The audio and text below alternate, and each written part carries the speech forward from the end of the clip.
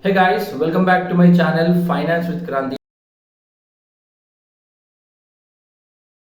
Today I'll discuss the top 5 financial decisions for you to make in 2023. Number 1, if you're planning to buy a house, I recommend you to not to buy a house because house is not an asset, it's a liability. I'll tell you how it is a liability. You have 20% of cash in hand and you're planning to buy a house. You require another 80% of cash in order to buy that house. So you go for a bank loan which is called as a mortgage. The bank will offer you mortgage with a duration of ranging from 15 to 25 years. So if you think it's an asset, you will be paying the EMIs around 20 to 25% of your salaries for the next 20 years. It means you do not have a guarantee whether you will have a secure job for the next year or not. That is the uncertainty the market is currently going on. So always keeping that financial stress on your head will make you distressed throughout the process and you will not enjoy the benefits of having a house. That is the tendency. So do not buy a house, do not rush to buy a house, rather than try to invest in mutual funds which will give you 16 to 17% of returns in a year, where a home loan can generate you around 7 to 8 percentage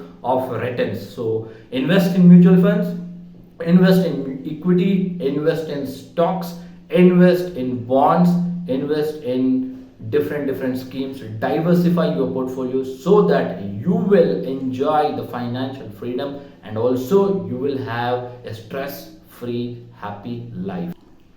Number 2, car. A lot of people think that car is an asset. Car is not an asset. Car is a depreciation liability. If you buy a car, you need to maintain it, you need to manage it, you need to take care of it, you need to do all the feeding which is required. For in return, car will not give you any type of returns, but just it will give you the comfort level from traveling from one place to another place. Rather than you can use public transport if it is necessary. If it is not necessary for you, you can use public transport and save 80% of your transportation cost which you are putting in a car. But if you have a small family, if it is mandatory for you to have a car, like you need to take care of your kids, children and all the family, then it might be and could be a possibility. But most cases, car, once you get the car from the showroom, it will start depreciating its value, and down the line for the 5 to 10 years the car will not even have 40% of its original value. So avoid cars.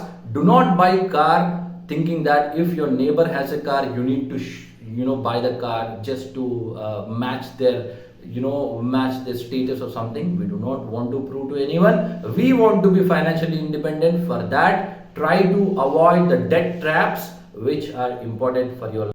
Number 3, avoid credit cards. Credit cards are one of the dangerous debt traps where a person can also come into a lot of financial stress and he can also spoil his complete financial structure. Credit cards are designed by the companies in order for consumers to do the spending. They live on your living expenses, they live on your spending, they want you to spend more. That is the reason when you walk into the store, when you walk into a grocery store or a shopping mall, they offer you discounts if you do the spending. That is the business model created just to attract your financial spending and to gain a benefit out of it. So if you have a credit card, do not go for unnecessary shopping and do not overspend what your income streams are. If you are getting 100 rupees, try to make your expenses of credit card below 10% or it will be a debt trap and you will be in a lot of financial stress. So avoid credit cards.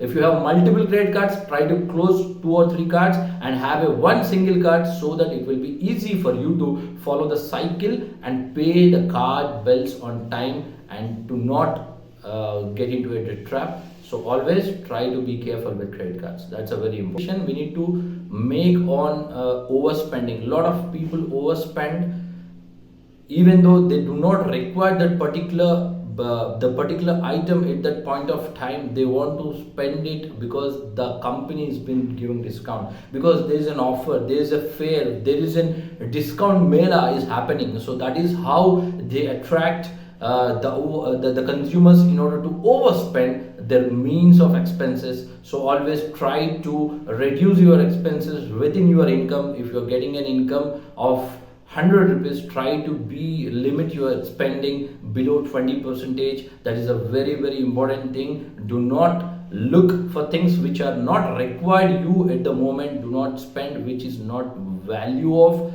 So always try to avoid the overspending, which can be another debt trap. So this is a wiser choice you need to make.